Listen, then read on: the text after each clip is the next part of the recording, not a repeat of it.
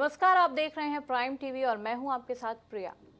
20 साल के political career में पहली बार राहुल गांधी को बड़ी जिम्मेदारी संभालने का मौका मिला है।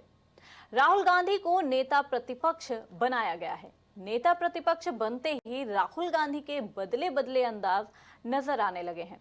वह काफी कॉन्फिडेंट नजर आ रहे हैं। उनके हाव भाव किसी बड़ी कहानी की ओर इशारा कर रहे हैं। देखिए हमारी खास रिपोर्ट। जब आंख खुली तो ऐसे परिवार में जिसके हाथ में हिंदुस्तान की तकदीर थी। दादी तो ऐसी जिनकी दहाड़ के आगे बड़े बड़े सूरमा भी चूर हो जाए, और नाम तो ऐसा जिसमें मासूमियत भी घुटनों के बल चलती नजर आए।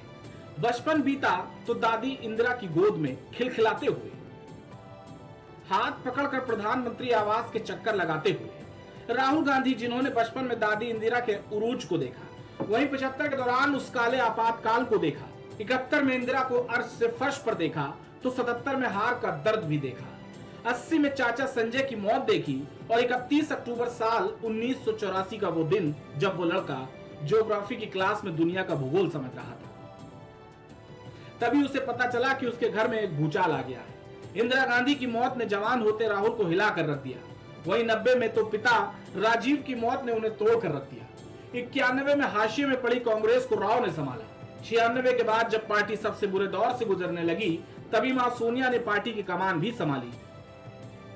और देखते ही देखते राहुल के पॉलिटिकल करियर की शुरुआत 2004 में हो गई। 2004 के लोकसभा चुनावों में अमेठी से राहुल का चुनाव जीतना एक नए युग की शुरुआत थी।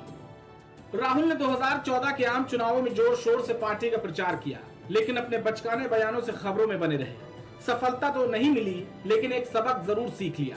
लेकिन एक के बाद एक हारों ने खुद पार्टी को भी उनके भविष्य पर सोचने को मजबूर कर दिया। चाहे दिल्ली से कांग्रेस का सफाया हो, या फिर 17 के आम चुनावों में दक्षिण से उत्तर तक और पश्चिम से पूरब तक पार्टी का सबसे खराब प्रदर्शन, कांग्रेस हर जगह हाशिए पर पड़ी रही। लेकिन वो कहते हैं ना, भगवान के घर देर है पर अंधेर नहीं। हिंदू कार्ड, गठबंधन की बहार और भारत जोड़ो यात्रा में बेशुमार मेहनत से राहुल ने अपना हाई स्कोर बना डाला।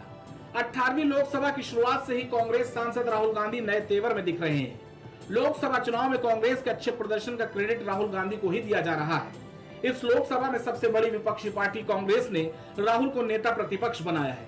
राज्यों की जीत ने कांग्रेस से ज्यादा राहुल गांधी में उत्साह भर दिया है। राहुल गांधी में राजनीति के शुरुआती अमृत मंथन के बाद एक ठहराव आया है, जैसे अमृत मंथन के बाद अमृत और विष का अंतर साफ हुआ था। राहुल ने भी अच्छी बातों को अपने में समाहित किया और बुरी बातों से तौबा कर लिया। ये जीत उनके लिए संजीवनी का काम करेगी। विपक्ष के नेता के तौर पर राहुल गांधी को अब कैबिनेट मंत्री का दर्जा दिया गया है। इससे प्रोटोकॉल सूची में उनका स्थान और बढ़ जाएगा। नेता प्रतिपक्ष बनने के बाद राहुल गांधी को अब बड़ा बंगला मिलेगा। इसके अलावा राहुल गांधी की नई जिम्मेदारी और ज्यादा बढ़ जाएगी। राहुल गांधी के पास होंगी शक्तियां, लेखा समिति के प्रमुख होंगे,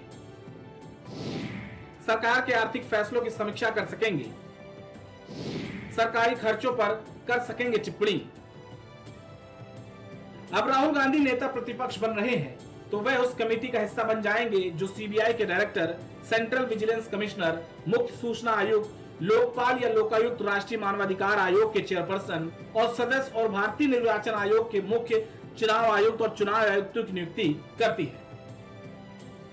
इन सारी नियुक्तियों में राहुल गांधी नेता प्रतिपक्ष के तौर पर उसी टेबल पर बैठेंगे जहां प्रधानमंत्री मोदी बैठेंगे, और पहली बार ऐसा होगा जब इन फैसलों में प्रधानमंत्री मोदी को नेता प्रतिपक्ष के तौर पर राहुल गांधी से भी उनकी सहमति लेनी होगी। राहुल गांधी के नेता प्रतिपक्ष होने के बाद वे सरकार के आर्थिक फैसलों की लगातार समीक्षा कर पाएंगे और सरकार के फैसलों पर अपनी टिप्पणी भी कर सकेंगे। राहुल गांधी उस लोक लेखा समिति के भी प्रमुख बन जाएंगे जो सरकार के सारे खर्चों की जांच करती है और उनकी समीक्षा करने के बाद टिप्पणी भी करती है। राहुल गांधी की शक्तियां और अधिकार: कैबिनेट मंत्री के बराबर रैंक, सचिवालय में दफ्तर, उच्च स्तरीय सुरक्षा, 3.3 लाख मासिक वेतन और भत्ता।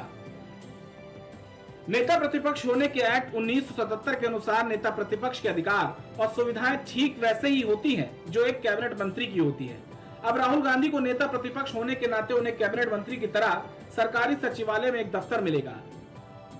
कैबिनेट मंत्री की रैंक के अनुसार उच्च स्तर की सुरक्षा मिलेगी और उन्हें मासिक वेतन और दूसरे भत्तों के लिए 3,30,000 रुपए मिलेंगे।